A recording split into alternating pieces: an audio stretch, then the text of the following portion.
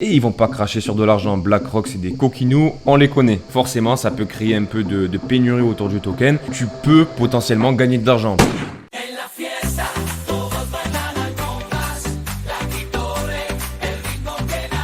Et comment il va mon collègue? Ça va bien? Comme tous les jours, on va balayer les news de la crypto-monnaie du jour et ensuite on ira voir par-delà les horizons avec un projet crypto dans le gaming qui est attendu depuis maintenant 3 ans. On ira parler rapidement du jeu, de la sortie, de la tokenomique et d'un potentiel investissement dans ce narratif-là. Allez, c'est parti! Alors les gars, on commence tout de suite avec une charte qui a été postée par Elja Boom sur Twitter. Dans cette charte, on peut voir des lignes verticales qui représentent les Bitcoin conférences qui ont été réalisées aux États-Unis. C'est pas une super nouvelle que je vais t'annoncer là, mais regarde, à chaque fois qu'on a eu une Bitcoin conférence, directement après, on a eu une petite chute. Là, pour le coup, petite chute. Là, ça a annoncé le bear market.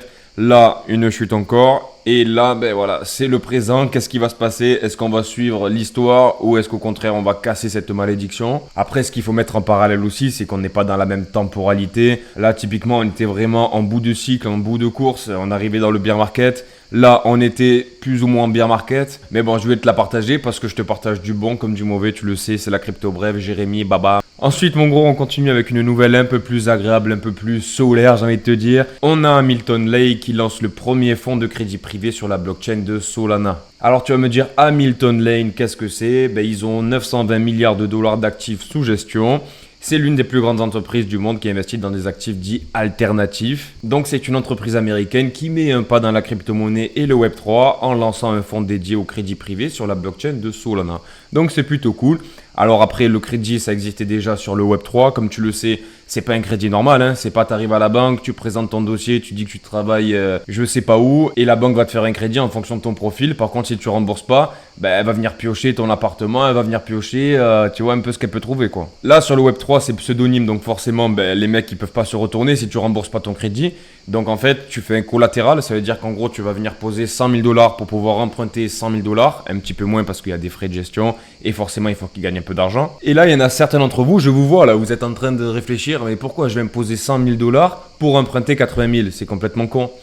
Ben pas tant que ça, frérot, parce qu'en fait, quand tu viens déposer 100 000 dollars en Bitcoin, par exemple, pendant le bear market, tu sais que pendant le bear market, le Bitcoin est sous-évalué et que d'ici 1 an, 2 ans, le prix va être beaucoup plus important.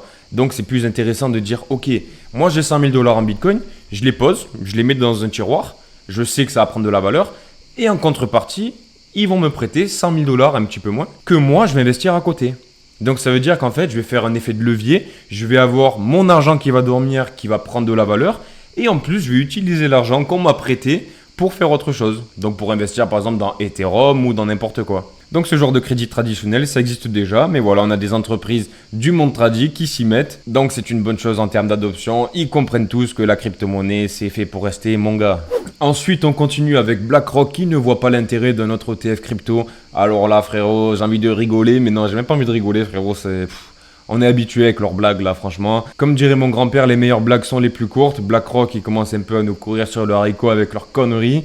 Ils avaient dit que BlackRock, c'était un instrument de financement de terrorisme, de blanchiment d'argent, patin couffin. Au final, ils sont en train de se ruer sur le Bitcoin, comme tous les États, comme tous les grands politiciens. Donc ce genre de choses là, c'est des conneries, ok? On sait très bien qu'ils vont lancer d'autres ETF, ils en ont lancé dans Ethereum. Et maintenant, ça a ouvert des portes pour Solana qui va arriver certainement fin 2024, début 2025. On ne sait pas quand exactement, mais c'est la logique des choses. Et dis-toi bien que même eux, ils vont se ruer dessus. Parce qu'il y a de l'argent à faire, il y a des frais de transaction, il y a des frais de gestion de ces ETF. Et ils vont pas cracher sur de l'argent. BlackRock, c'est des coquinous, on les connaît. Ensuite, maintenant, on va parler du jeu Illuvium qui est sorti, qu'on attendait depuis maintenant 3 ans. C'est une dinguerie ce jeu. On parle du AAA, du jeu révolutionnaire sur blockchain, du play to earn. Enfin, il y a plein d'appellations pour parler de ce projet-là. Et donc, grosso modo, l'univers d'Illuvium est concentré autour de 3 jeux différents. On a Illuvium Overworld qui est un jeu où vous pourrez évoluer dans un monde ouvert pour capturer des objets, des créatures un peu à la Dofus ou Pokémon, tu vois ce genre de délire là. Les objets que tu détiens dans ton inventaire, ben, tu es réellement détenteur de ces objets là parce qu'il y a des NFT et justement tu peux les échanger, il y a une marketplace et en fait c'est un truc où tu peux potentiellement gagner de l'argent parce que si tu achètes un truc pas cher, tu peux le revendre plus cher, etc. Tu as compris le système. Ensuite on a l'Illuvium Arena qui est un jeu qui permet de mettre ses compétences à l'épreuve face à des IA du jeu ou contre d'autres joueurs et en fait tu vas réaliser des matchs classés en PVP qui vont te permettre de gagner un peu plus de tokens et d'évoluer tes personnages. Et enfin, le truc le plus fou, le plus original qu'ils ont créé selon moi, c'est le Illuvium Zero, qui est un jeu mobile de construction de ville qui combine la gestion des ressources, de la croissance stratégique. Et grosso modo, le but c'est de développer son terrain, d'extraire des ressources et gérer des opérations pour prospérer dans l'écosystème d'Illuvium. Pour l'instant, j'ai pas encore joué au jeu, mais honnêtement, quand tu vois les graphismes, ben, ça donne pas mal envie de se mettre un peu en mode geek, tu vois. Je sais qu'il faut télécharger des choses, dans tous les cas, je vais suivre ça de près et je t'en reparlerai dans une autre vidéo si ça t'intéresse en tout cas. Concernant l'investissement dans le jeu d'Illuvium, ben forcément, ils ont une crypto-monnaie qui s'appelle ILV. Cette crypto-monnaie, elle est capitalisée à 280 millions de market cap pour une FDV de 520 millions. Donc on a la moitié qui est en circulation. Le token est à 62,61 €.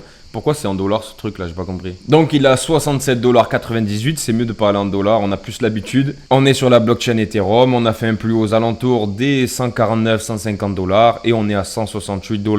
Donc moi personnellement, je te l'ai déjà dit, je suis investi dans ce projet-là. J'avais investi aux alentours des 73,80 $ et lorsqu'on a perdu des plumes, on a fait un plus bas aux alentours des 56 $. Sauf que ce que je veux mettre en perspective, c'est qu'on a eu un gros dump sur le marché.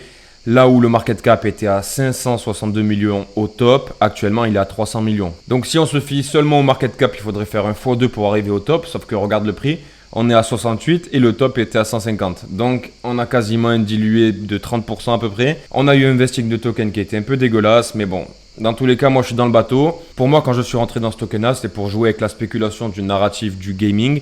Donc je vais rester là-dedans. Et écoute, moi je pense que c'est pas impossible qu'on ait une belle performance sur Illuvium. En pleine hype du gaming, qu'on aille à 1 milliard, 2 milliards de market cap, c'est pas déconnant. Après voilà, il faudra attendre cette euphorie autour du gaming. Mais c'est sûr qu'il a bien performé dans le passé. Donc pourquoi pas, on ne verrait pas une hausse de ce token-là. Parce que surtout que c'est un jeu qui est sorti. Si on commence à avoir des utilisateurs et on voit le token qui transite un petit peu, qui est utilisé, forcément ça peut créer un peu de pénurie autour du token. Et ça peut être intéressant, ça peut valoriser le prix de notre ILV. Donc écoute, je suis investi dans Illuvium personnellement, mais c'est un peu comme un pari, c'est un peu pour m'indexer sur le narratif du gaming, pour dire ok, voilà, j'ai quelques pièces là-dedans, mais c'est pas le cœur de mon portefeuille si tu veux. C'est déjà fini, mais n'oublie pas que je reviens demain 5h du matin pour un nouveau Crypto Daily. N'hésite pas à t'abonner, à laisser un like, un commentaire, tu me donneras la force. Sur ce, bon week-end à toi, bisous, ciao ciao, bam!